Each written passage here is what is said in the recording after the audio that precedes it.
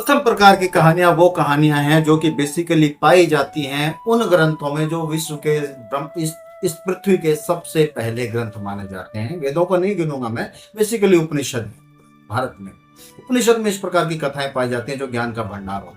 ये वो कथाएं हैं जिनके ऋषियों ने अथक प्रयास किया, मेहनत की है, परिश्रम किया है, दिन रात ध्यान साधना में लगे हुए हैं उस सत्य को बाहर निकालने के लिए। लेकिन उस सत्य को बताने के लिए शब्द कम पड़ जाते थे, इसलिए इन कथाओं का सहारा लिया गया। ये कथाएं बहुत इंपॉर्टेंट है। स्वामी विवेकानंद ने तो उपनिषद की कथाओं को बाकायदा ज्ञान भंडार कहा, लेकिन हमने उन्हें छोड़ दिया है तो अब चढ़ रहे हैं।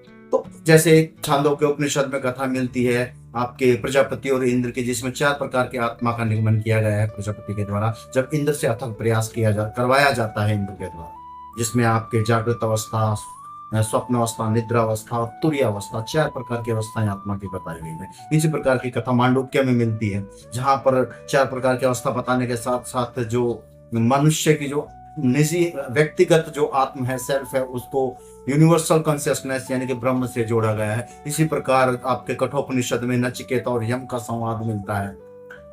वेस्टर्न वर्ल्ड में भी आपका ग्रीक फिलोसॉफी के जितने भी कथाएं हैं, उनकी जीवनियां हैं उन लोगों की, वो इस प्रकार के एग्जाम्पल प्लेटो के डायलॉग्स हैं, रिपब्लिक है, फिडो है, डेमोडोकस है, पार्मेनाइडिस है, गॉर्जियस है, बहुत से डायलॉग प्लेटो ने लिखे, एक से एक बढ़ के डायलॉग लिखे। उनमें इस प्रकार की कथाएं मिलती हैं जो ज्ञान का भंडार है, जो दर्शन का भंडार है।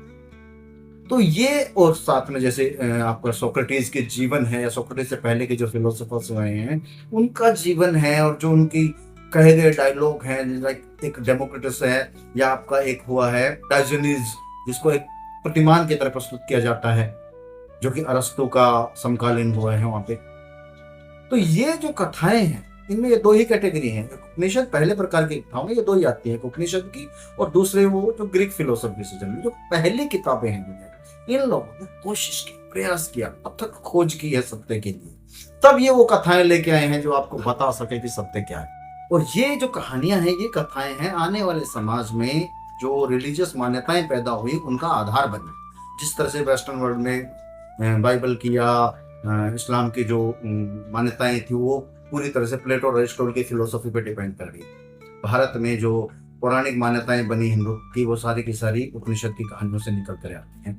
और इवन बुद्धिज्म और जैनिज्म आदि की जो मान्यताएं हैं, धार्मिक मान्यताएं, रिलीजियस जो पर्सपेक्टिव है, वो सब भी उपनिषदों की कथाओं से ही निकल कर आती हैं।